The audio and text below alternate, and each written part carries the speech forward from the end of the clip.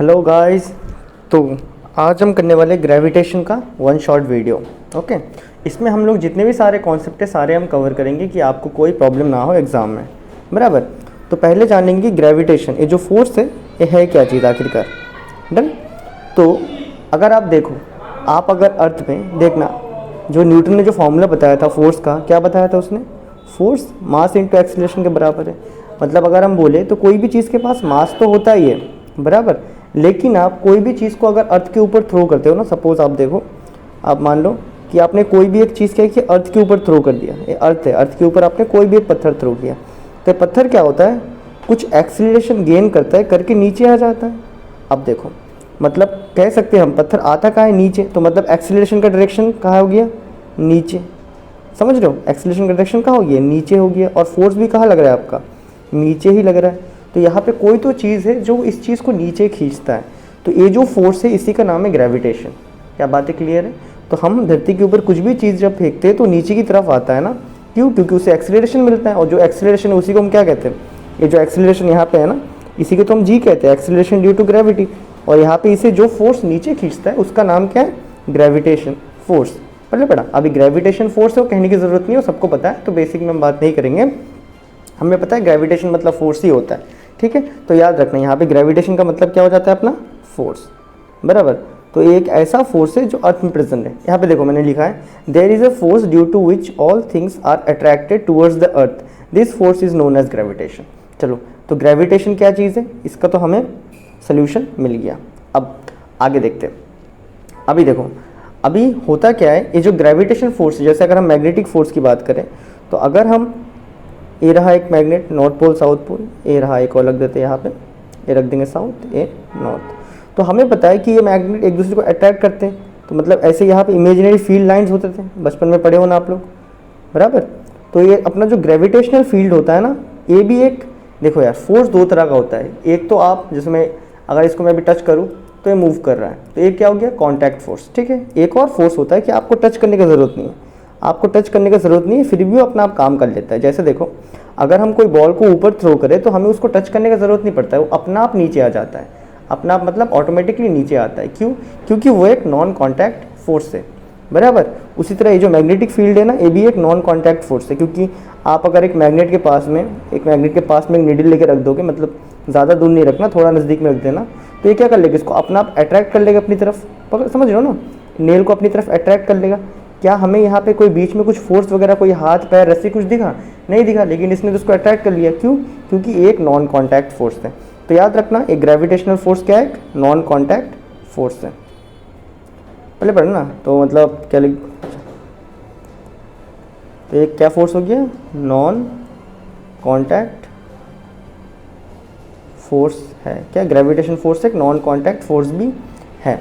तो यहाँ पे वही चीज़ लिखा है, gravitation is the force of attraction between all masses in the universe, specially the force attraction exerted by earth on all the bodies near its surface. तो हम लोग देखो, हमेशा हम मैथ करेंगे तो भी एक ओरिजिन मानते हैं, यहाँ भी हम ग्रेविटेशन के लिए ओरिजिन किसको मानते हैं? अर्थ को मानते हैं, ठीक।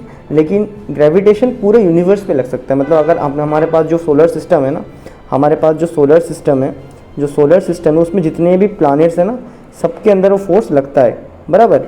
अब सबके अंदर फोर्स कौन लगाता है? देखो, ये फोर्स होता है। देखो, अगर सपोज आप मानो कि ये अर्थ है और ये जुपिटर है, अभी जब आप अर्थ और जुपिटर को देखोगे ना, तो ये खाली फोर्स आप अर्थ और जुपिटर के बीच में देखोगे। ये जो थर्ड पार्टी रहेगा ना, जो अपना सन है, वो इसको बिल्कुल डिस्टर्ब नहीं करेगा, बराबर।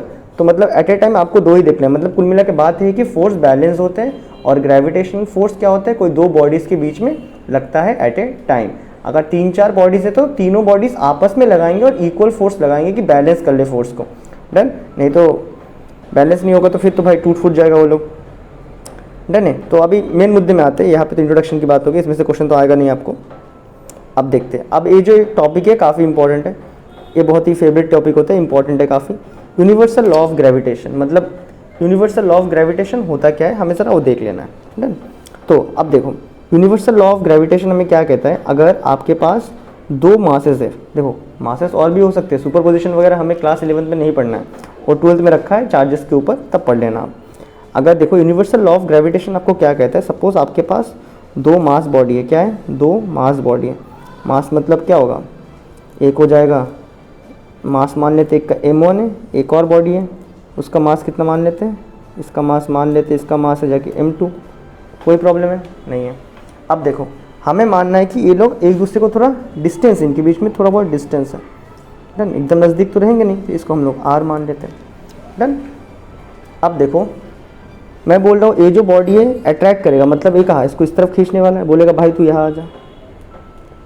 मान लेते हैं F1 है और ए वाला मान लेते हैं F2 है। अब सुनना ज़रा, तो ग्रेविटेशन फोर्स क्या करता है, डायरेक्टली डिपेंड करता है। अभी देखो मैं बगल में जो लिखने वाला हूँ वो तुम्हारे एग्जाम पॉइंट ऑफ व्यू में वो नहीं लिखना है, ठीक है। मैं आपको पहले समझाता हूँ कि होता क्या है। तो जो ग्रेविटेशन फोर्स होता है ना वो डिपेंड करता है कि मास कितना है, मतलब जितना ज़्यादा मास उतना वो फोर्स लगाएगा, बराबर। तो जब ए वाला मैं बॉडी को देखूंगा तो ए देखो दो बॉडी आपस में तभी ग्रेविटेशन वर्क करेगा।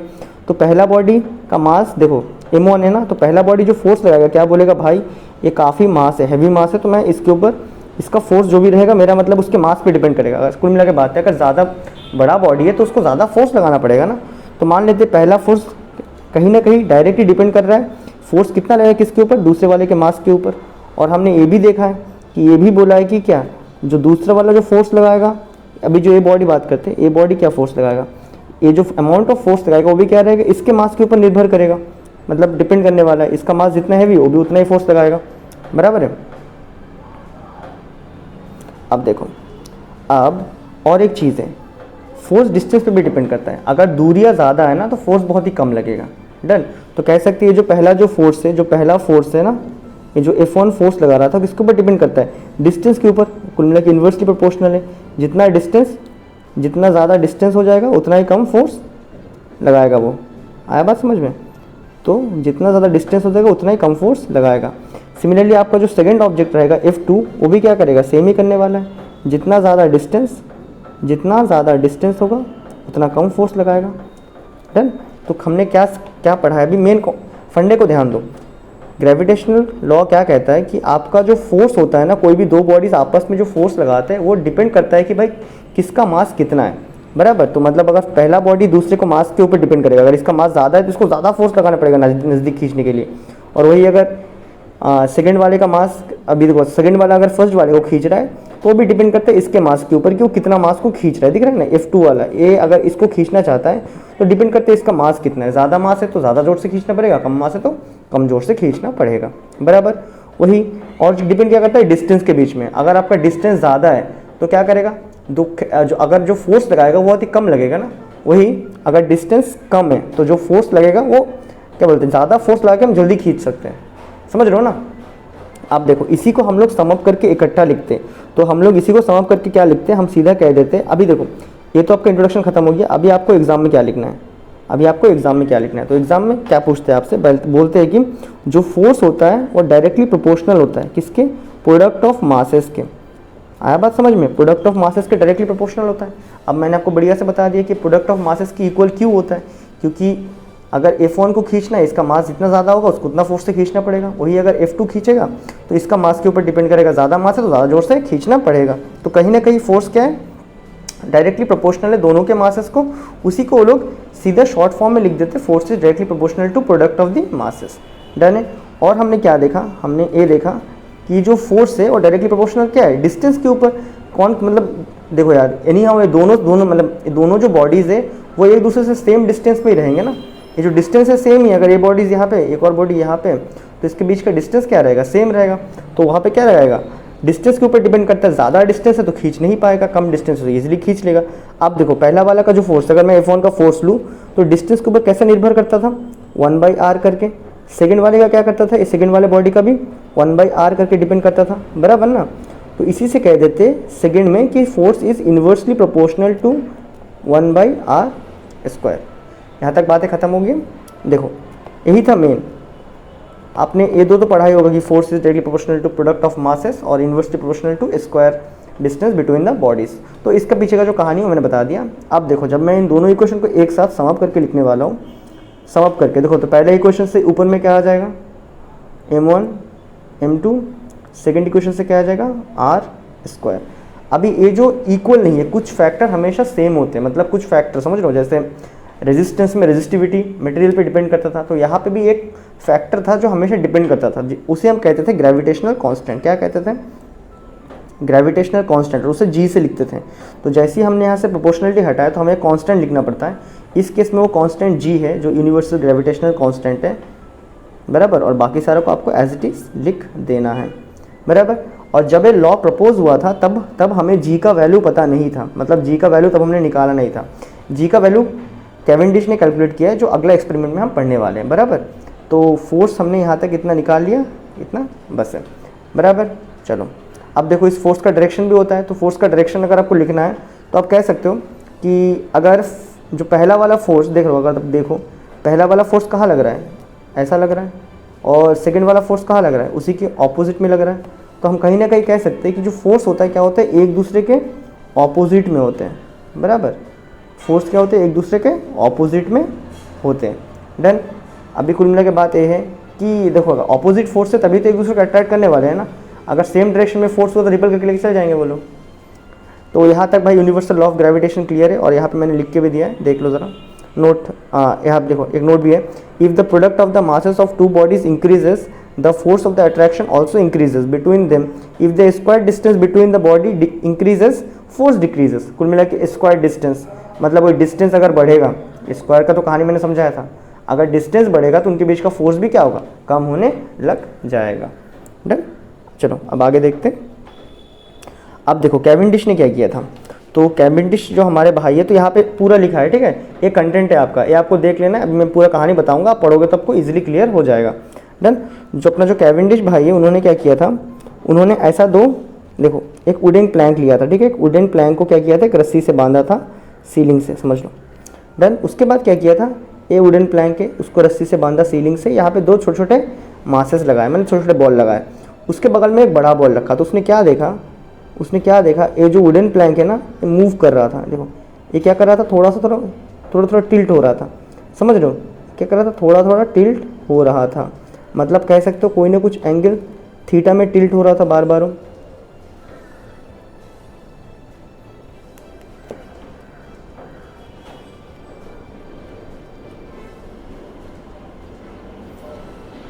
ये क्या कर रहा था, कुछ some sort of angle theta में टर्न हो रहा था। तो यहाँ पे ये जो टिल्ट हो रहा था, टिल्ट क्यों, ग्रेविटेशनल फोर्स की वजह से हो रहा था, ये तो हमें पता है।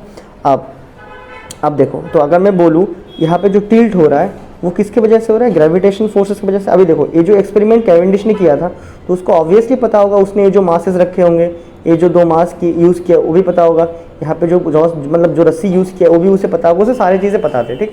तो अभी कैवेंडिश ने जब एक्सपेरिमेंट किया तो उसने देखा कि ये जो अट्रैक्शन है, ये जो टिल्ट हो रहा है ना, ये जो अपना जो ये था ना, अपना जो ये वुडन क्लैम्प था, वो जो टिल्ट हो रहा है, क्यों हो रहा है, ग्रेविटेशनल फोर्स की वजह से। तो उसने लिख दिया भाई, हाँ अगर न्यूटन सही है तो ग्रेविटेशनल फोर्स, तो अपना जो ग्रेविटेशनल फोर्स रहेगा, अगर न्यूटन सही है तो जो ग्रेविटेशनल फोर्स रहेगा किसके बराबर रहेगा, जी एम, जो कैपिटल वाला, ठीक है, बड़े वाले का मास और ये छोटे वाले का मास को एम मान लेते हैं, G M small m by इनके बीच का जो डिस्टेंस है, समझ रहे हो, इनके बीच का जो डिस्टेंस है आर स्क्वायर के बराबर। और ये डिस्टेंस तो मेजरेबल है ना, नाप सकते हैं हम कितना डिस्टेंस है उनके बीच में। तो ये फोर्स कहीं ना कहीं इतना ही रहेगा। डन।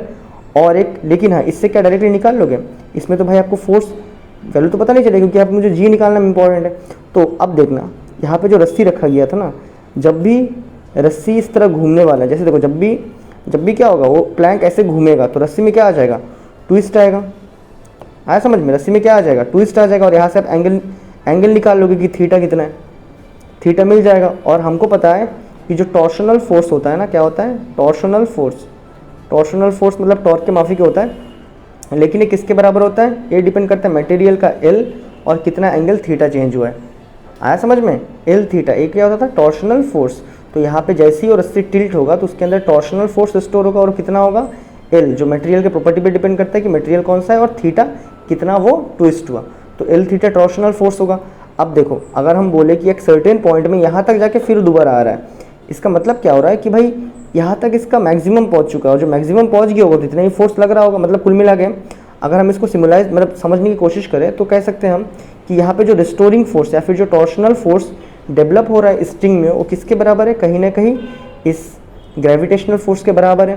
तो उसने बस क्या किया, इन दो इक्वेशन को इक्वेट कर दिया। उसने क्या किया, इन दो इक्वेशन को बस इक्वेट कर दिया, और इक्वेट करके क्या लिखा कि उसने बोला कि ये जो फोर्स है एल थीटा वो सेम क्या है, इस ग्रेविटेशनल फोर्स के बराबर ही है। आया बात समझ में, इस ग्रेविटेशनल फोर्स के बराबर ही है।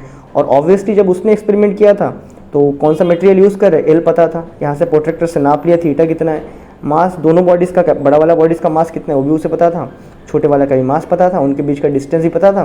तो यहाँ से उन्होंने जी का वैल्यू निकाल लिया। डन है। चलो अब नेक्स्ट मूव करते हैं। अब देखो अभी आपको करना है acceleration due to gravity. Done. तो पहला एक्सीलरेशन ड्यू टू ग्रेविटी का कॉन्सेप्ट बहुत ही ईजी है, बिल्कुल थकना नहीं। तो यहाँ पे मेन मुद्दा है कि हम जी निकालना चाहते हैं, एक्सीलरेशन ड्यू टू ग्रेविटी का जी निकालना हम चाहते हैं। अब देखो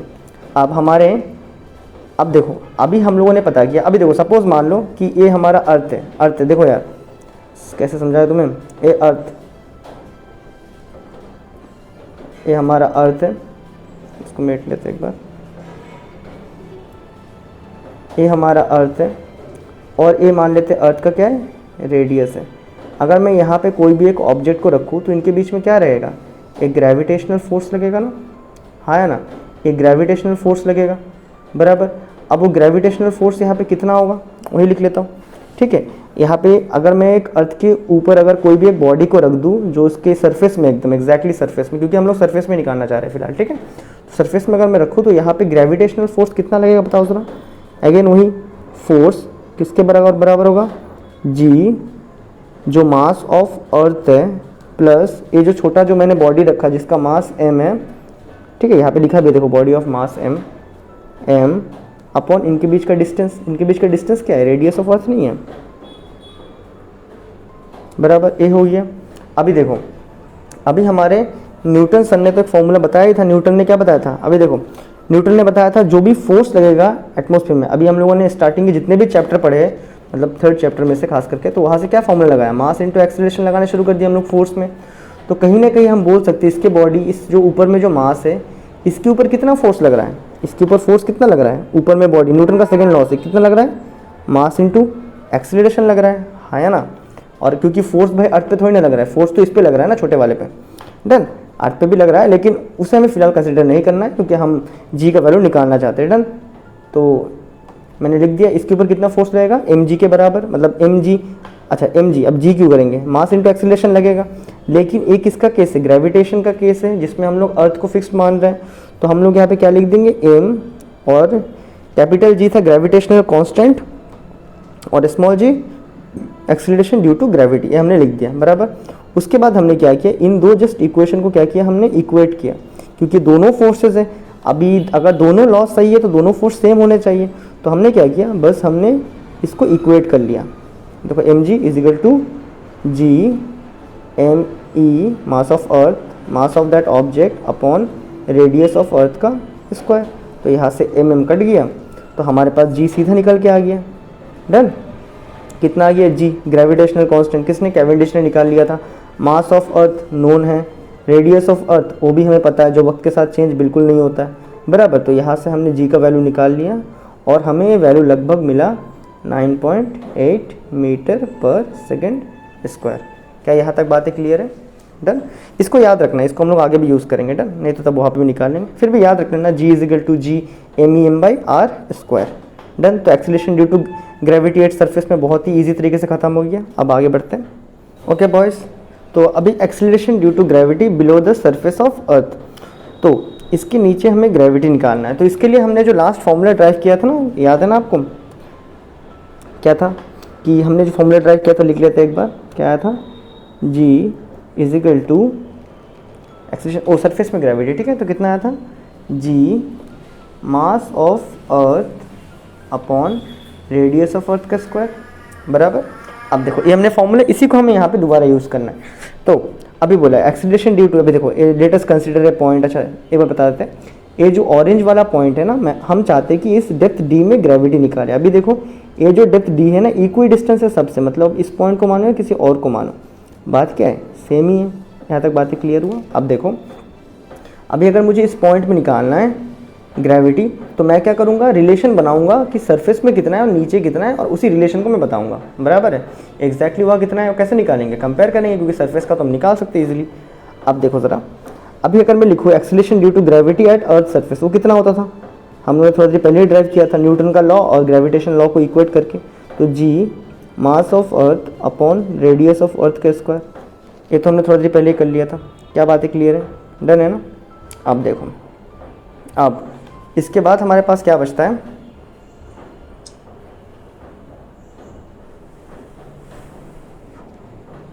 इसके बाद हमारे पास बच जाता है नेक्स्ट वाला टॉपिक में, okay, acceleration due to gravity at depth d from the surface. Okay, कुछ चीज़ें क्लियर कर लो, जैसे कि ये क्या है, एट डेप्थ डी है ना, ये वाला डिस्टेंस क्या है, डी है, बराबर। तो ये जो ऑरेंज वाला पार्ट है, इसका ये वाला डिस्टेंस कितना होगा ज़रा बताओ। ये टोटल अगर रेडियस ऑफ अर्थ है, टोटल अगर रेडियस ऑफ अर्थ है, उसमें से अगर डी माइनस कर दोगे तो ये क्या आ जाएगा, are E minus D, done. अब देखो, तो अगर मैं आर ई माइनस डी याद रखना, तो उसका जो ऑरेंज पार्ट का रेडियस कितना आया था हमारा, ऑरेंज पार्ट का रेडियस आया था जाके आर ई माइनस डी, बराबर है। अब देखो, acceleration due to gravity at depth d from the surface, अगर इसको भी हम एक छोटा अर्थ के जैसा माने तो हम बोल सकते हैं कि इसका कुछ ग्रेविटी जी डैश रहेगा, बराबर, जो किसके बराबर होना चाहिए, नहीं हो, जो किसके बराबर होना चाहिए, जी मास ऑफ ए शेडेड वाला एरिया, समझ लो, छोटा वाला जो अर्थ बना है अभी, समझ लो, मास ऑफ शेडेड वाला अपॉन इसका रेडियस कितना हो जाएगा, इसका रेडियस हो जाएगा आर ई माइनस डी का स्क्वायर। अब देखो, अब अगर आप कंपेयर कर रहे हो तो यहाँ पे मास ऑफ स्मॉल वाला आया और पीछे क्या आया था, मास ऑफ अर्थ आया था। अब इन दोनों के बीच में मैं क्या मान लेता हूँ कि मान लेते हैं कि जो डेंसिटी है ना, अर्थ का जो डेंसिटी है, डेंसिटी ऑफ अर्थ क्या है, वो कांस्टेंट है, बराबर, डेंसिटी ऑफ अर्थ क्या है, कांस्टेंट है, जिसे हम मान लेते हैं रो। अभी यहाँ से क्या निकलता है, हम लोगों ने पढ़ा है डेंसिटी क्या होता है, कितना मास है एक पर्टिकुलर वॉल्यूम में, बराबर। अब देखो ज़रा, अभी अगर हम यहाँ से डेंसिटी निकाल लेते हैं, अभी हम पूरा अर्थ का डेंसिटी निकालेंगे, ठीक है। तो पूरा अर्थ का डेंसिटी कितना हो जाएगा, जो रो ही है, लिखा तो हमने वही है, डेंसिटी अगर कॉमन है तो रो ही रहेगा।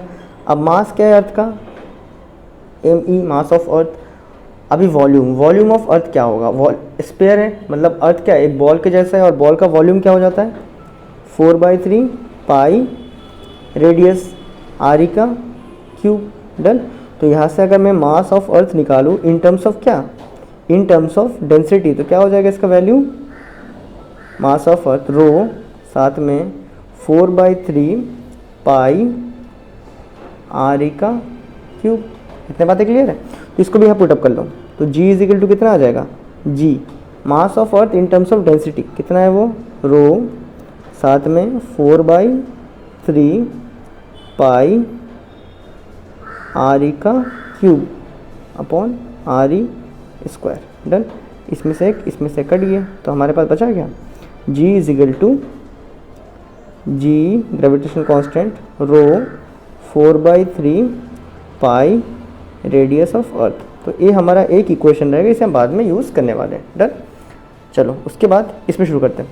अब देखो, ये भी मुझे मास ऑफ जो शेडेड रीजन आया था, जो इनसाइड का अर्थ, जो हम जिसे हम छोटा अर्थ के माफिक मान के उसका ग्रेविटेशन निकाल रहे थे, तो इसका जो निकालना है, यही ये अर्थ का ही टुकड़ा है, तो क्या इसका भी डेंसिटी रो ही रहेगा, इसका भी डेंसिटी रो ही रहेगा, क्योंकि अर्थ का ही टुकड़ा है। तो इसका वॉल्यूम निकालते ज़रा, तो इसका वॉल्यूम क्या हो जाएगा, अगेन वही फेन फंडा, डेंसिटी क्या होता है, कितना मास प्रेजेंट है पर यूनिट वॉल्यूम। तो यहाँ से अगर मैं मास ऑफ शेडेड वाला निकालूँ तो क्या हो जाएगा, डेंसिटी इनटू इसका वॉल्यूम। इसका वॉल्यूम क्या हो जाएगा, अगेन ए भी एक स्पेयर का टुकड़ा ही तो है ना, 4/3 पाई। अब इसका रेडियस कितना है ज़रा देखो, इसका रेडियस इंपॉर्टेंट है, वो कितना था, आर ई माइनस डी का होल क्यूब, डन। इतना हो गया। अब इसे आप पुटअप कर लेंगे जी डैश की जगह में, तो पुटअप करेंगे कितना आएगा, जी डाल दिया हमने, मास ऑफ स्पेयर डालेंगे सीधा यहाँ पे भी, वो स्पेयर का जो छोटा वाला टुकड़े का रो 4/3 साथ में पाई और आर ई माइनस डी का होल क्यूब। क्या तक बातें क्लियर है, divided by R E minus D का स्क्वायर, डन। इतना कर लिया, तो ए वाला पार्ट और ए वाला पार्ट पूरा कट गया, तो बचा क्या आपके पास, g dash, g rho 4/3 pi R E minus D, done.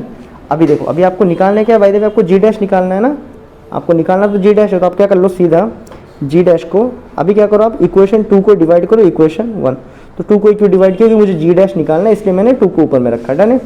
तो जब मैं इसको करूँगा तो जी डैश अपॉन जी डैश, इसका वैल्यू कितना है मेरे पास, जी डैश का वैल्यू कितना आ गया था, तो जी डैश का वैल्यू कितना आया था मेरे पे, जी density 4/3 pi R E minus D बराबर है अपॉन किससे डिवाइड करना है, जी से डिवाइड करना है, तो यहाँ पे डिवाइड करते थे। और जी का वैल्यू कितना आया था मेरे पास, आप देख लो एक बार, जी रो 4/3 पाई आर ई बराबर है ना, ये तो क्या लिखा ना, जी रो 4/3 पाई आर ई, तो लिख लेते हैं, तो जी रो 4/3 पाई रेडियस ऑफ अर्थ। अब देखो ये जो टर्म है जी रो कट गया, 4/3 कट गया, पाई पाई कट गया, पाई पाई जोड़ के बनता था, यहाँ पाई पाई कट गया, तो चलो तो जी डैश अपॉन जी, ये कितना आ रहा है हमारे पास, सो आ रहा है are E minus D upon क्या, रेडियस ऑफ अर्थ। यहाँ तक बातें क्लियर है। तभी अगर इसको थोड़ा और ज़रा सा सॉल्व कर लोगे ना, तो जी डैश वहाँ पे जी भेज देते हैं, डन, जी हमने यहाँ भेज दिया। अब देखो मैं इसको एक बार R E by R E लिख सकता हूँ, minus D by R E भी लिख सकता हूँ ना, तो R E by R E तो कट के 1 आ जाएगा ना, तो कहीं ना कहीं हम बोल सकते हैं जो फाइनल एक्सप्रेशन उस पॉइंट में जो ग्रेविटेशन रहेगा अर्थ के कंपेयर में, सरफेस के कंपेयर में, वो किसके कितने बराबर रहेगा, जी 1, दोनों कट गया तो 1 रहा वहाँ पे, डी बाई आर ई के बराबर, डन है। चलो यहाँ तक बातें क्लियर है। अभी चलो नेक्स्ट टॉपिक देखते हैं, डन। चलो अभी acceleration due to gravity above the surface of earth, तो इस केस में आपको एक पॉइंट मान लेना है, जैसे हमने यहाँ पे एक पॉइंट मान लिया जो कितना हाइट में, some sort of h height में प्रेजेंट है, डन है। अब देखो एनी हाउ देखो अर्थ, इसलिए हम लोग सेंटर ऑफ मास को लेते हैं क्योंकि सेंटर ऑफ मास में क्या होता है, पूरा बॉडी का मास कोइंसाइड होता है, इसलिए आपको ये चैप्टर जो कि स्टार्टिंग में देना चाहिए था लेकिन इतने लास्ट में दिए गए, क्यों, क्योंकि वहाँ पे आपको सेंटर ऑफ मास का प्रॉब्लम हो सकता था। अभी सेंटर ऑफ मास को पढ़ा है उसलिए अभी यहाँ पे दिया है, डन है। सेंटर ऑफ मास से हम रेफरेंस लेंगे, तो मानते हैं h हाइट में, क्या बातें क्लियर है, डन। अभी इस पर्टिकुलर पॉइंट में अभी देखो अगेन यहाँ पे हम लोग ग्रेविटेशन लिखाएंगे वही कंपेरिजन करके, तो acceleration due to gravity at surface में कितना आया था, न्यूटन के मतलब वो न्यूटन का लॉ को जो यूज़ करके निकाले थे, कितना आया था, जी किसके बराबर रहेगा, G mass of earth upon radius of earth का स्क्वायर, डन है। अब देखो अब बताओ यहाँ पे हमें डेंसिटी का यूज़ करना है कि नहीं, आप सोच के बताना डेंसिटी का यूज़ करना है कि नहीं। यहाँ पे हम डेंसिटी यूज़ नहीं करेंगे, क्यों, क्योंकि ऑब्वियसली अर्थ का जो डेंसिटी रहेगा वो एनी हाउ बाहर में क्या रहेगा, बाहर में तो भाई एटमॉस्फेयर है ना, एटमॉस्फेयर में तो गैसेस है, तो एनी हाउ यहाँ पे डेंसिटी क्या है, इवन तो है नहीं, मतलब अनइवन है, अंदर में कुछ रहेगा बाहर कुछ रहेगा, तो डेंसिटी हम यूज़ नहीं कर पाएंगे। लेकिन हम कह सकते हैं कहीं ना कहीं अर्थ का जो मास है सेम मास इस पॉइंट का भी होगा, क्यों, क्योंकि अर्थ के मास के सामने एटमॉस्फेयर का मास क्या है, नेग्लिजिबल है। ध्यान से सुनना, यहाँ पे डेंसिटी यूज़ नहीं करेंगे, क्यों नहीं करेंगे, क्योंकि यहाँ पे डेंसिटी एटमॉस्फेयर का डेंसिटी अलग है, अर्थ का डेंसिटी अलग है। लेकिन h हाइट में हम कह सकते हैं, नहीं हम कह नहीं सकते, मतलब कंफर्म है कि भाई वो नेग्लिजिबल है, क्योंकि एटमॉस्फेयर का जो मास होता है ना बहुत ही कम होता है, तो अर्थ के कंपेयर में एटमॉस्फेयर का पास मास नेग्लिजिबल है, तो हम उसे नेग्लेक्ट कर देंगे इस केस में, बराबर। तो कह सकते हैं कि भाई इस पॉइंट पे जो रहेगा, अगर इस पॉइंट का अगर मैं सेंटर ऑफ मास निकालूँ, किसके बराबर रहेगा, नहीं हो मास ऑफ अर्थ के बराबर ही रहेगा ना, क्यों, क्योंकि एटमॉस्फेयर का तो भाई अपना कुछ मास है ही नहीं, जितना भी होगा अर्थ के मास के सामने बहुत ही कम होगा, एनी हाउ कुछ तो होगा लेकिन अर्थ के मास के सामने बहुत ही कम होगा, ठीक है। तो इसलिए हम यहाँ पे ये वाला कंसिडरेशन, यहाँ पे कंसिडरेशन क्या था कि यहाँ पे डेंसिटी क्या है, डेंसिटी अनइवन है, अलग अलग है, बट मास ऑफ अर्थ किसके बराबर है, mass of atmosphere, mass of atmosphere. और वो भला क्यों है, क्योंकि एटमॉस्फेयर का जो देखो बोलते हैं मास ऑफ अर्थ, मतलब एटमॉस्फेयर में जो हाइट है ना, अगर मैं यहाँ से गोला बनाऊँ तो इसके अंदर क्या आ जाएगा, एटमॉस्फेयर आ जाएगा, ठीक है ना। इस पॉइंट पी में अगर मैं गोला बनाऊँ, ठीक है, तो इसके अंदर एटमॉस्फेयर आ जाएगा प्लस मास ऑफ अर्थ आएगा ना, any how mass of atmosphere कितना ज़्यादा हो जाएगा, बहुत ही कम ही रहेगा ना अर्थ के मास के कंपेयर में। तुम कह सकते कि भाई इस पॉइंट में जो मास रहेगा, सेंटर ऑफ मास का कॉन्सेप्ट दोबारा लगा रहा हूँ, सेंटर ऑफ मास से ही मैं कह रहा हूँ कि इस पॉइंट में इस पूरा सिस्टम का जो मास रहेगा वो कहीं ना कहीं मास ऑफ अर्थ के बराबर ही रहेगा। समझना ज़रा इस बातों को, बराबर। तो अब आगे बढ़ते हैं। तो ये हमने निकाल लिया acceleration due to gravity surface में। अब देखो acceleration due to gravity at h height, तो अब देखो ये जो h हाइट है यहाँ पे इसका डिस्टेंस कितना हो जाएगा अर्थ के सेंटर से, कितना हो जाएगा, h plus radius of earth, बराबर है, h plus radius of earth ही हो जाएगा ना, जो हाइट है plus radius of earth, done. दो पॉइंट के बीच में डिस्टेंस, या फिर आप 2 पॉइंट को ही मान लो, तो वहाँ पे इसका ग्रेविटी कितना आ जाएगा, अगेन जी डैश मान लेते हैं उसको, उसी न्यूटन भाई का लॉस है, जी वहाँ पे क्या रहेगा, नहीं हो मास ऑफ अर्थ के बराबर ही रहेगा, हाँ या ना, plus G M E by R square. उनके बीच का डिस्टेंस कितना है, वो 2 पॉइंट के बीच में, ए वाला पॉइंट और इस पॉइंट के बीच का डिस्टेंस कितना है, h प्लस आर ई, या फिर आर ई प्लस एच लिखना बेटर रहेगा, आर ई प्लस एच का स्क्वायर। ए क्या है मेरा, सेकेंड इक्वेशन है। अभी मुझे जी डैश निकालना है, तो मैं क्या करूँगा, सेकेंड बाई फर्स्ट कर लूँगा। तो सेकेंड इक्वेशन क्या है मेरे पास, g dash is equal to G M E by R E plus H का स्क्वायर अपॉन जी कितना आया था, वो तो न्यूटन का लॉस मुझे डायरेक्टली पता है, G M E by R E का स्क्वायर, थोड़ा देर पहले निकाला था ना यहाँ पे, G M E by R E square, अभी तक तो रट जाना चाहिए सर, डन। तो जब इसे हम काट लेंगे तो क्या आ जाएगा मेरे पास, जी डैश अपॉन जी किसके बराबर हो जाएगा, are E square by R E plus H का होल स्क्वायर। अब देखो, अभी आपके पास 2 तरीका है, या तो आप चाहे थोड़ा बहुत डेरिवेशन देख लो, यानी हम इसका जो बाइनोमियल एक्सपेंशन है वो बुक में अवेलेबल नहीं है फिलहाल, मतलब बुक में मतलब ना हमारे एनसीईआरटी में इस बार में का सिलेबस में इंक्लूडेड नहीं है, इस बार नहीं, मतलब वो इक्वेशन ही नहीं है नेगेटिव वाले का बाइनोमियल एक्सपेंशन, तो फिर भी देखते रहते हैं आगे। तो अभी देखो, इसको मैं ऐसा लिख सकता हूँ ना कि are E by R E plus H का होल स्क्वायर, डन है। तो उसके बाद जी बाई, अच्छा जी डैश बाई जी किसके बराबर, अगर मैं आर ई को नीचे ला दूँ तो 1 by R E plus H लिखा जा सकता है अपॉन आर ई, इसका होल स्क्वायर रहने देंगे, डन है। तो कुल मिला के g by g dash by g is equal to, यहाँ पे काट लेंगे कितना आ जाएगा, 1 बाई आर ई कट जाएगा 1, लास्ट टाइम जैसे काटे थे यहाँ पे एच बाई आर ई आ जाएगा, 1 का भी स्क्वायर सेपरेट कर देंगे तो 1 का एक बार स्क्वायर आ जाएगा और इस चीज़ का एक बार स्क्वायर आ जाएगा। तो कुल मिला के कहीं ना कहीं हम इसको ऐसा लिख सकते हैं अभी, g dash by g is equal to 1 plus H by R E का -2 का एक्सपेंशन। अब ये जो नेगेटिव एक्सपेंशन है इसे अगर हम करते हैं तो हमारे पास वैल्यू डायरेक्ट निकल के आ जाएगा, आया समझ में। जो एक्सपेंशन भाई बुक में नहीं दिया है तो आपको भी करने की ज़रूरत नहीं है, अगर इस एक्सपेंशन को आप डायरेक्टली करते हो, नेगेटिव के एक्सपेंशन को करते हो, डन है, तो आपको क्या मिल जाएगा, 1 माइनस 2h बाई आर, आया समझ में, 1 minus 2h by R, done. 1 minus 2h by R आपको मिल जाएगा, और g का वैल्यू कितना आ जाएगा आपको, g 1 minus 2h by R. और एक चीज़ याद रखना, ये जो एक्सपेंशन है ना, ए 2 का एक्सपेंशन है, तो ए प्लस बी होल स्क्वायर, अगर आप इस यहाँ पे देखोगे तो ए प्लस बी होल स्क्वायर का है। यहाँ पे एक हमने एजम्पशन लिया था, एजम्पशन बहुत ही सिंपल सा था कि एनी हो भाई, अर्थ के ऊपर में जो हाइट है ना वो क्या है, बहुत ही कम है, किसके कंपेयर में, अर्थ के रेडियस के कंपेयर में, एक एजम्पशन, इसे भी लिख देना, डन है। चलो अब देखते हैं नेक्स्ट टॉपिक। अब बात आता है इनर्शियल मास और ग्रेविटेशनल मास। तो अगर कहने की बात करें तो इनर्शियल मास क्या होता है, देखो इनर्शियल मास और ग्रेविटेशनल मास दोनों एक्सपेरिमेंटली सेम आते हैं, उसमें कोई ज़्यादा दिक्कत नहीं होता है। अभी इनर्शियल मास क्या होता है, ये क्या होता है, जब इनर्शिया के टर्म पे बताता है, बॉडी के रेजिस्टेंस के टर्म पे बताता है, और ये मास को हम कहाँ यूज़ करते हैं, force is equal to mass into acceleration के फॉर्मूले में, बराबर ना, ए मास को तब निकालते हैं, डन। और ग्रेविटेशनल मास क्या है, ये भी वो मास ही है जिसे हम निकालते हैं कहाँ से, ग्रेविटेशनल मास। देखो यार, ये नहीं हो, यहाँ पे भी मास m है, यहाँ पे भी मास m ही है, दोनों मास प्रैक्टिकली सेम आता है, लेकिन मास को निकालने का समझ लो, कह रहा है मास को, अगर आपको किसी चीज़ का मास निकालना है तो आपके पास 2 तरीका है, या तो आप न्यूटन के फॉर्मूले से निकाल लो, force is equal to mass into acceleration, जो लॉज ऑफ मोशन में है, या फिर आप डायरेक्टली एक और फॉर्मूला जो ग्रेविटेशनल लॉ है यूनिवर्सल, उसमें से आप निकाल लो, दोनों में मास नहीं आओ सेम ही निकलेगा। और हमें पता है ना कंजर्वेशन ऑफ मास, तो ऐसा तो नहीं हो जाएगा ना 2 अलग अलग मास आने लग जाएगा दुनिया में, तो ये पॉसिबल नहीं है। तो यहाँ पे पढ़ लेना, ठीक है, तो यहाँ बढ़िया से कंटेंट लिख के दिया है, तो यहाँ पे पढ़ लेना, समझ आ जाएगा आपको।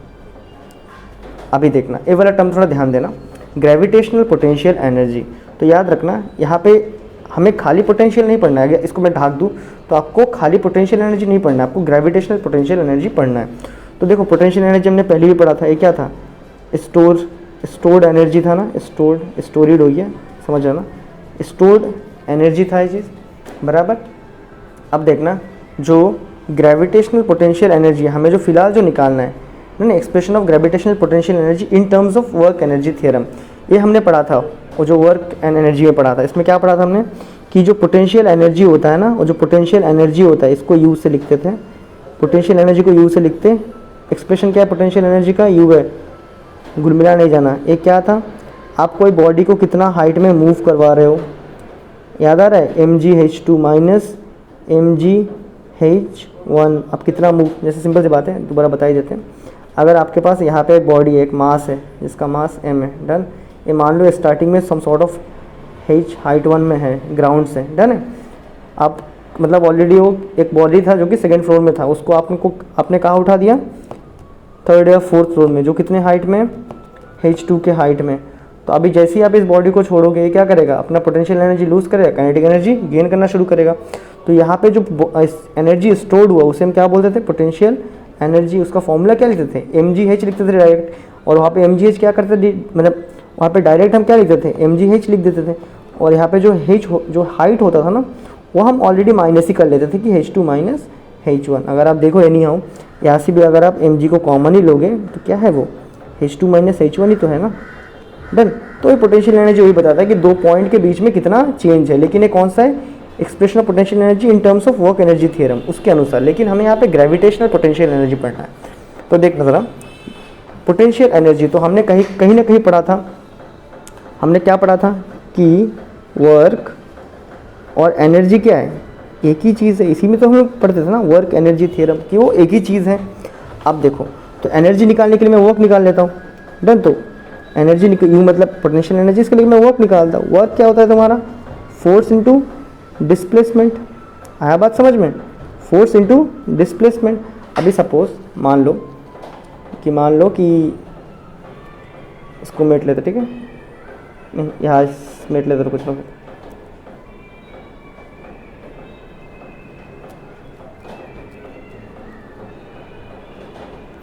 अभी मान लो कि तुम्हारे पास एक बॉडी है, डन। ये तुम्हारा अर्थ समझो, अर्थ का सेंटर ऑफ मास।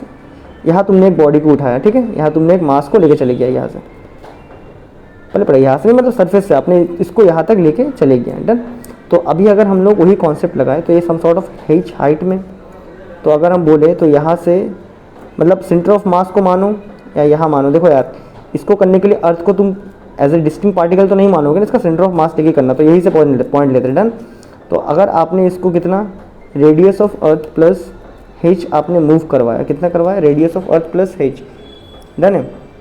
तो आपका फोर्स कितना लग रहा होगा, इनके बीच में फोर्स कितना लगेगा, g mass of earth, mass of उस पार्टिकल, फोर्स लगा रहा हो, ठीक है, अपॉन इनके बीच का डिस्टेंस कितना है, re प्लस h का स्क्वायर। ये तो मैंने फोर्स लिख दिया। वर्क क्या होता है, फोर्स इंटू डिस्प्लेसमेंट ना, तो मैंने फोर्स लिख दिया। डिस्प्लेसमेंट कितना है यहाँ पे, डिस्प्लेसमेंट भी वही है, शॉर्टेस्ट डिस्टेंस तो कवर कर रहा है वो, कितना आ जाएगा, re प्लस h आ जाएगा। तो यहाँ से टर्म कट जाएगा, बराबर है। तो यहाँ से हम पोटेंशियल एनर्जी कितना लिख सकते हैं, देखो ग्रेविटेशनल पोटेंशियल एनर्जी कितना है वो, g mass of earth into उस पार्टिकल का mass upon re plus h, done. ये जो हमने निकाला है ग्रेविटेशनल पोटेंशियल एनर्जी है, डन है। ये क्या है, ग्रेविटेशनल पोटेंशियल एनर्जी। और एक चीज़ सुन लो, यहाँ पे जो एनर्जी निकलेगा और ये जो एनर्जी निकलेगा दोनों सेम होगा, जैसे इनर्शिया और ग्रेविटेशन मास था, दोनों का वैल्यू निकालोगे तो एकदम डिक्टो सेम आ जाएगा, डन है। लेकिन इसको मैंने किसके टर्म पे यूज़ किया, क्योंकि ये ग्रेविटेशन चैप्टर पढ़ रहा है, तो इसलिए मैंने इस एनर्जी को ग्रेविटेशन फोर्स के टर्म पे निकाला। यहाँ पे तो मैंने फोर्स क्या लिया था, mg लिया था ना, mg। और ये mg फोर्स किसका था वैसे, न्यूटन का सेकंड लॉ से निकाला होगा ना, मास इंटू एक्सेलरेशन, या फिर ये वाला चीज़ mass into gravity, mg, done.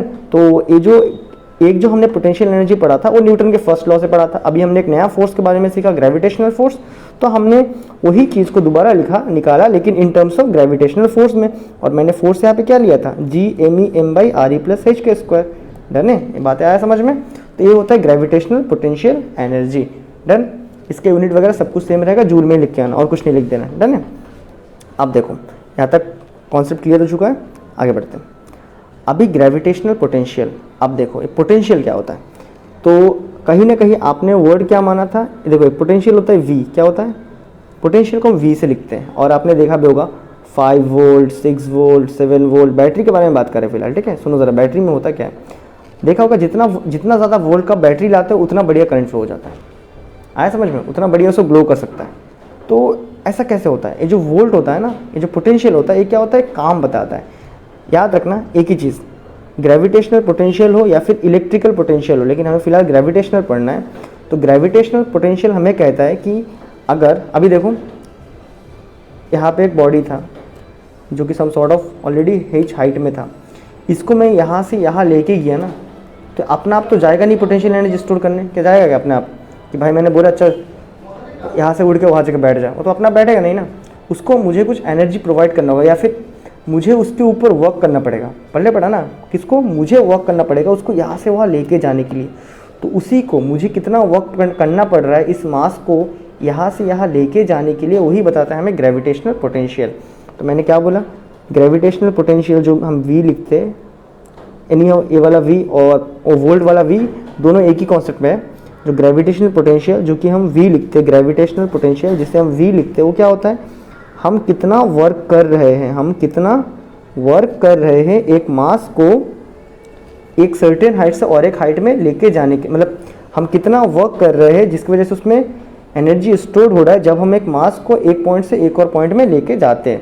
That is simply क्या बोलेंगे हम, work done per unit mass, मतलब कितना वर्क होता है हमारा एक मास को यहाँ से वहाँ लेके जाने के लिए। ये चीज़ क्या बताता है, हमारा पोटेंशियल बताता है, ठीक है, ग्रेविटेशनल पोटेंशियल बताता है। अब देखो थोड़ा देर पहले हमने वर्क निकाला था, वर्क कहीं ना कहीं थोड़ा देर पहले हमने वर्क निकाला था, वर्क क्या था, वर्क ही तो एनर्जी था ना। वर्क एनर्जी थ्योरम कितना आया था, G_me_m/re+h आया था, आया ना, G_me_m/re+h। ओके, इसको ना और थोड़ा सिंप्लीफाइड लिख देना कि जो हाइट होगा ना रेडियस के कंपेयर में तो एकदम नेग्लिजिबल ही होगा, तो इसको डायरेक्टली ऐसा लिख सकते हैं, ठीक है। G_me, अभी थोड़ी ना भाई टेप लेके जाकर नापोगे कितना हाइट में बाई RE, ये वाला सिंप्लीफाइड फॉर्म है, इसी को यूज़ कर लेना क्योंकि रेडियस ऑफ अर्थ के कंपेयर में हाइट नेग्लिजिबल है। थोड़ा देर पहले भी तो वही करके आया था, याद है ना, रेडियस ऑफ अर्थ के कंपेयर में क्या पढ़ा था हम लोगों ने, रेडियस ऑफ अर्थ के कंपेयर में हाइट जो है वो नेग्लिजिबल है रेडियस ऑफ अर्थ के कंपेयर में, उससे नेग्लेक्ट करेगा तो G_me/m/r आ जाएगा पोटेंशियल एनर्जी। डन, तो G_me/r नेग्लेक्ट करने के बाद अगर बोलते कि हाइट को कंसीडर ही करना है, दे दिया जाता है क्वेश्चन में, तो इसे यूज़ करना और कुछ नहीं यूज़ करना। अब देखो, सो पोटेंशियल क्या था, हम कितना वर्क करते हैं एक मास को एक पॉइंट से एक और पॉइंट में लेके जाने के लिए, यही हमें बताता है ग्रेविटेशनल पोटेंशियल। तो अभी वर्क का हम लोगों ने थोड़ा देर पहले देख के आया था, एक कितना था, G mass of earth m by radius of earth बराबर बाई ये वाला मास। वर्क तो ये तो मैंने पूरा क्या लिख दिया, जो ऊपर वाला पूरा क्या है, वर्क है, डिवाइडेड बाई मास कर लिया। तो कहीं ना कहीं v का वैल्यू यहाँ से कितना आ जाएगा, ये मास तो कटेगा, तो G_me/re। तो याद रखना ये होता है ग्रेविटेशनल पोटेंशियल। एक इसके लिए अर्थ के केस में कहीं और जगह ग्रेविटेशनल पोटेंशियल पूछ दे तो G मास ऑफ जो भी चीज़ पूछेगा और उसका रेडियस अगर बता दिया तो बस निकाल देना, इससे निकल जाएगा आपका ग्रेविटेशनल पोटेंशियल कितना है। क्या बातें क्लियर है, चलो डन। तो एक बार रिकैप कर लेंगे। तो ग्रेविटेशनल पोटेंशियल एनर्जी क्या था, स्टोर्ड एनर्जी, ठीक है।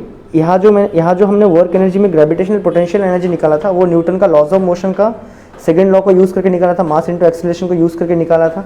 अभी हमने इस चैप्टर में एक नया फॉर्मूला पढ़ा है, एक नया फोर्स पढ़ा है जो ग्रेविटेशन फोर्स है, और उसको यूज़ करके हमने इस बार निकाला। यहाँ पे भी हमें पता है कि वर्क और एनर्जी क्या होता है, सेम होता है, दैट इज़ पोटेंशियल एनर्जी और वर्क सेम ही है, काइनेटिक एनर्जी भी सेम ही है, वर्क की बराबर ही होता है वो। अब मैंने बस वर्क निकाल दिया, फोर्स न्यू डिस्प्लेसमेंट, जो कि मेरा पोटेंशियल एनर्जी आ जाएगा।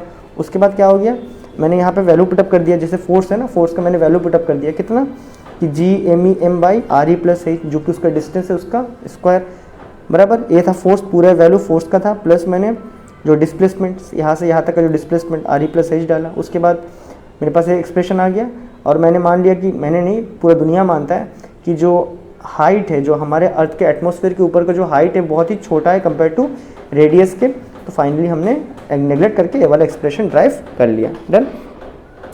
उसके बाद हमने एक और चीज़ पढ़ा था ग्रेविटेशनल पोटेंशियल, जो कि ये 5 वोल्ट 6 वोल्ट 7 वोल्ट जो आप देखते हो, सेम उसी के कॉन्सेप्ट में आपको क्लास 12 में मिलेगा एकदम, डन। तो यहाँ पे हमने क्या पढ़ा था, ग्रेविटेशनल पोटेंशियल क्या होता है कि हम कितना वर्क करते हैं कोई एक पर्टिकुलर चीज़ को एक जगह से और एक जगह मूव करवाने के लिए। यहाँ पे तो हम मास मूव कर रहे हैं तो पर यूनिट मास, तो पोटेंशियल क्या हो गया, वर्क पर यूनिट मास। आपको कोई भी चीज़ का पोटेंशियल पूछ सकते हैं, समझ रहे हो ना। तो वही होता क्या है, work done per unit mass. अगर कोई चीज़ और चीज़ का पूछ दे, मास की जगह कुछ पैसा पूछ दे, तो भी सेम पर यूनिट मास ही आएगा, नहीं पर यूनिट पैसा आ जाएगा, सॉरी। तो यहाँ पे v मैंने वर्क का फॉर्मूला डाल दिया, G M E M by R और अपॉन मास, तो मैंने डाल दिया मास, दोनों कट गए, तो मेरे पास कितना आ गया potential, v is equal to G M E by R. एक इसके लिए था, ओनली फॉर अर्थ के लिए, क्योंकि यहाँ पे सारे पैरामीटर अर्थ का लिखा है, डन है ना। तो देखो अर्थ का ग्रेविटेशनल पोटेंशियल अगर आप इसमें से निकालो ना, एक कांस्टेंट वैल्यू आएगा, जी की जी भी कांस्टेंट है, क्या है, मास ऑफ अर्थ भी कांस्टेंट है, रेडियस ऑफ अर्थ भी कांस्टेंट है, कांस्टेंट वैल्यू आ जाएगा। आप कमेंट में बताना कितना है, डन, ये आपका काम है। और यहाँ पे अगर आप v निकालते हो कोई और प्लेनेट के लिए, अगर आपको दे दिया जाता है, क्योंकि कभी कभी क्वेश्चन ऐसे आते हैं कि वो कंफ्यूज करके आपको रेशियोज में दिया जाता है, मतलब कंपेयर करते कि अर्थ और मून का, और पूछ लेगा वहाँ का ग्रेविटेशनल पोटेंशियल कितना है, तो तब आप इस फॉर्मूले को यूज़ करना, कंपेयर करके लिख लेना G M by R, done. ये जनरल फॉर्मूला हो गया, ठीक है, ये अर्थ के लिए फॉर्मूला है, डन। अब चलो आगे बढ़ेंगे। अब देखो, अब आते हैं प्लैनेटरी मोशन के बारे में, डन। तो प्लैनेटरी मोशन बताता है कि प्लैनेट किस तरह घूमता है, डन। तो एकदम जब स्टार्टिंग में थे ना, एकदम जब हमें स्टार्टिंग में जब क्या थे, हम लोग इंसान बस बने थे, बस सभ्य इंसान बनना शुरू करे, सिविलाइजेशन स्टार्ट हुआ, डन। उसके भी थोड़ी देर बाद जब हम लोग लिखना पढ़ना शुरू कर दिया, तब हमें क्या लगता था, जियो मतलब, देखो सुनो, जियो मतलब होता है अर्थ, क्या होता है, अर्थ। तब हमें क्या लगता था कि जो भी प्लैनेट्स होते हैं ना, वो क्या करते हैं, अर्थ को सेंटर में रख के बाकी सारे प्लैनेट इसके सराउंडिंग में करते घूमते, क्योंकि भाई सूरज सुबह उगता था, शाम को डूबता था, इसका मतलब क्या है, थोड़ी ना अर्थ घूम रहा है भाई, सूरज हमारे इर्द गिर्द घूम रहा है, इसलिए हमें दिख रहा है, नहीं दिख रहा है, ऐसा उनका मानना था, ठीक है। तो ये स्टार्टिंग का फंडा हो गया, ये जियोसेंट्रिक मोशन है, मतलब जियोसेंट्रिक प्लैनेटरी मोशन है, जो फिलहाल एक्सेप्टेबल नहीं है, मतलब जो फिलहाल हम बिल्कुल समझ गए कि भाई ऐसा नहीं है, गैलीलियो भाई ने बता दिया कि भाई ऐसा नहीं है, टेलीस्कोप तक बना के दिया। अब एक होता है हीलियोसेंट्रिक, हीलियो का मतलब होता है सन, हीलियो का मतलब क्या हो जाता है, सन। इसका मतलब हो गया कि सन को सेंटर करके हम घूमते हैं, तो हाँ भाई ये बात सच है कि हम सन को सेंटर करके ही घूमते हैं, क्या बात है, क्लियर है। तो ये हो गया हीलियोसेंट्रिक मोशन, जो फिलहाल चल रहा है, हमें इसी के ऊपर पढ़ना है, डन है। अब सुनो, अब आए थे भाई अपने केपलर्स भाई, कौन आए थे, केपलर्स भाई। तो केपलर्स भाई का जो पहला लॉ है ना, वो ऑर्बिटल्स का लॉ है। तो केपलर्स भाई ने क्या बोला, अपने जो भी प्लैनेट्स होते हैं ना, वो क्या करते हैं, एक इलिप्टिकल ऑर्बिट में घूमते हैं, मतलब एक अंडा टाइप का, मतलब ना अंडा का दिख रहा है ना, अंडे के माफिक है ना, इसे इलिप्टिकल कहते हैं, डन। जैसे अगर मैं एक सर्कल बनाऊँ, तो सर्कल के अंदर क्या होता है, एक सेंटर होता है ना, लेकिन एक इलिप्स के अंदर दो सेंटर्स होते हैं, कितने होते हैं, दो सेंटर, और इसको क्या कहते हैं, फोकस कहते हैं, क्या कहते हैं, फोकस कहते हैं, डन है। अब सुनो, तो केपलर्स का पहला लॉ क्या कहता है, बस सिंपल लॉ है कि केपलर्स ने हमारा बताया था कि जो भी प्लैनेट्स है वो एक इलिप्टिकल ऑर्बिट में घूमते हैं, ना कि सर्कुलर में। मतलब क्या होगा, अंडा टाइप की चीज़ में घूमते हैं, मतलब अंडा का शेप का, इलिप्स के माफिक शेप बना के वो घूमते हैं। ये था केपलर्स का फर्स्ट लॉ। सेकेंड लॉ क्या कहता था कि ये जो प्लैनेट्स होते हैं ना, जो प्लैनेट्स होते हैं वो क्या करते हैं, एक सेम टाइम में same amount of area cover करते हैं, डन है। इसका सिमुलेशन यहाँ प्ले नहीं हो रहा है, ये क्या करते हैं, एक सेम टाइम में, अच्छा आप शॉर्ट्स में देख सकते हो, उसका सिमुलेशन अवेलेबल है वहाँ पे। तो ये सेकेंड लॉ क्या कहता है कि कोई भी मतलब देखो, सेम टाइम में सेम एरिया कवर करता है, क्या, आपका प्लैनेट से एक सेम टाइम में जो एरिया होगा ना, जो मैं शेड कर रहा हूँ, एरिया क्या होगा, सेम होगा। एक प्लैनेट मतलब एक टाइम पे, एक सर्टेन टाइम पे जो एरिया कवर करेगा वो क्या रहेगा, सेम एरिया कवर करने वाला है। तो ये क्या है, ये है केपलर्स का सेकेंड लॉ।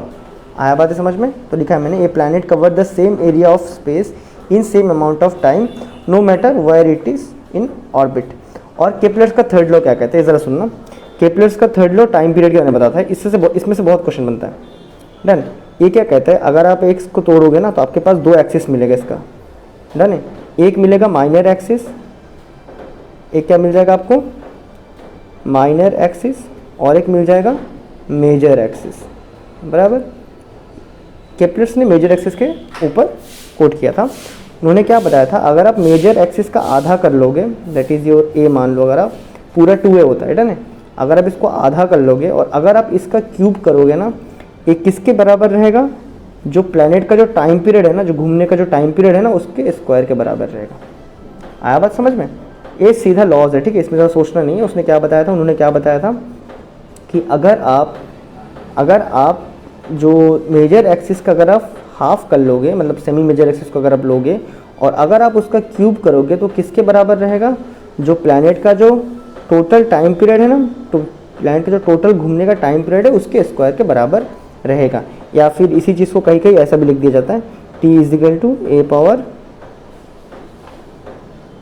3/2 भी लिखते हैं ना, इसी चीज़ को ऐसा भी लिख देते हैं, लेकिन ये सही है कि अगर आप टाइम पीरियड का मतलब जो अर्थ का अगर 365 डेज में घूमते हैं उसका स्क्वायर कर लो, वो किसके बराबर रहेगा, तुम्हारा जो सेमी मेजर एक्सिस के मतलब बराबर रहेगा, मतलब ये जो मेजर एक्सिस है उसके हाफ के बराबर रहेगा। टोटल को क्या बोलते हैं, 2 है। अगर आप लोगों ने इलिप्स चैप्टर पढ़ा होगा, इक्लिप्स और अपना मैथ का, तो आपने पढ़ा होगा। ठीक है, डन। तो आगे बढ़ते हैं अभी। अब नेक्स्ट टॉपिक है एस्केप वेलोसिटी। ओके, तो एस्केप वेलोसिटी को हमें पढ़ना है। अब देखो, इसका बहुत ही सिंपल सा फंडा है, एकदम सिंपल सा। आपको बस 2 ही केसेस मानने, वर्क एनर्जी थ्योरम माफिक। तो ये मैंने अर्थ बनाया, ठीक है, नहीं हो अर्थ का मास कहाँ होगा, सेंटर में कोइंसाइड होगा मान सकते हैं। अब देखो, सपोज मुझे अर्थ से कोई पॉइंट में, दूर पॉइंट में कुछ चीज़ भेजना है। सपोज मैं यहाँ से कोई चीज़ को थ्रो करूँगा, तो मैं इसको क्या दूंगा, काइनेटिक एनर्जी दूंगा। और मैंने मान लिया कि मैं इसको इनिशियल इतना काइनेटिक एनर्जी दे रहा हूँ कि वो बाहर चले ही जाएगा, बाहर चले ही जाएगा। काइनेटिक एनर्जी कितना दे रहा हूँ मैं, half of mass velocity square. पहले पढ़ा, मैं इतना काइनेटिक एनर्जी दे रहा हूँ कि मतलब इस स्केप लिख देता, चलो, मतलब अगर मैं इतना काइनेटिक एनर्जी इसको दे रहा हूँ कि धरती से निकल जाएगा ही, और जब वो इस पॉइंट पे पहुँच जाएगा, कहाँ, जब वो इस पॉइंट पे पहुँच जाएगा, इतना दूर में जब वो पहुँच जाएगा, जब वो अर्थ के ग्रेविटी से बाहर रहेगा, इन्फ्लुएंस से, तो क्या हम कह सकते हैं इसके पास तब क्या रहेगा, इसके पास तब ओनली पोटेंशियल एनर्जी रहेगा। लेकिन यहाँ तो mgh लगा नहीं पाओगे क्योंकि वहाँ पे जी तो है ही नहीं। आया बात समझ में, एक्सीलरेशन ड्यू टू ग्रेविटी तो है ही नहीं, वहाँ पे इन्फ्लुएंस काम नहीं कर रहा है। तो तब हमें वहाँ पे ग्रेविटेशनल पोटेंशियल एनर्जी v का फॉर्मूला यूज़ करना पड़ता है। तो हमने v का फॉर्मूला कहाँ देखा था, तो हमने देखो, हमने थोड़ा देर पहले v निकाला था ना, ओके, हाँ, ये रहा ग्रेविटेशनल पोटेंशियल एनर्जी। हमने कितना निकाला था वहाँ पे, G_m_e_m/r_e, दिख रहा है ना, क्या निकाला था, U इजिकल टू G_m_e_m/r_e। उसी को यूज़ कर लेंगे फटाफट यहाँ पे। कितना रहेगा यहाँ पे, U is equal to G mass of earth mass by RE। Done है। तो हम कह सकते हैं, अगर वो देखो अभी यहाँ पे जो इसके पास पोटेंशियल एनर्जी स्टोर्ड हुआ है, सेम अमाउंट ऑफ एनर्जी मैंने यहाँ से ही प्रोवाइड किया था। अभी अगर मैं देखो, अगर मैं मानूँ law of conservation of energy को, किसको, जो कहता है एनर्जी कंजर्व होता है, कंजर्वेशन ऑफ एनर्जी, तो हम कह सकते हैं कि जो एनर्जी हमने उसको यहाँ से प्रोवाइड किया था, that is half of m v square escape velocity के बराबर, वो कहाँ, यही जगह स्टोर हुआ होगा, g mass of earth m by, ये क्या था अपना, रेडियस ऑफ अर्थ के बराबर था। यहाँ तक बातें क्लियर है। तो यहाँ से मास मास कट गया, डन। तो v e स्क्वायर ना v, तो v एस्केप का स्क्वायर किसके बराबर रहेगा, 2 उस तरफ मल्टीप्लाई 2G_me/RE। अब ज़रा एक चीज़ ध्यान देना, अगर मैं इसको देखो, इसको मैं खुद से मल्टीप्लाई कर रहा हूँ, सुनना ज़रा, मैं इसको खुद से मल्टीप्लाई कर रहा हूँ RE/RE से। क्यों, बुक का डेरिवेशन लाने के लिए। मैं अगर खुद से इसको मल्टीप्लाई कर दूँ RE/RE से, मेरा खुद का किया धड़ा है, ठीक है, मेन इक्वेशन में कोई फ़र्क नहीं पड़ता है। तो क्या है, देखने में कुछ ऐसा रहे, ऐसा बन जाएगा 2G_me/RE स्क्वायर इंटू RE के बराबर हो जाएगा। अगर आप देखो, हम लोगों ने न्यूटन के लॉ से एक्सीलरेशन ड्यू टू ग्रेविटी कितना निकाला था, mg इजिकल टू क्या, g mass of earth mass upon radius of earth का स्क्वायर, यही निकाला था ना। कहीं ना कहीं g किसके बराबर था, G_me/RE स्क्वायर के बराबर था ना। तो यहाँ से हम लिख सकते हैं ना, ये जो चीज़ है ना, ये पूरा क्या है, यही चीज़ है ना, G_me/RE स्क्वायर।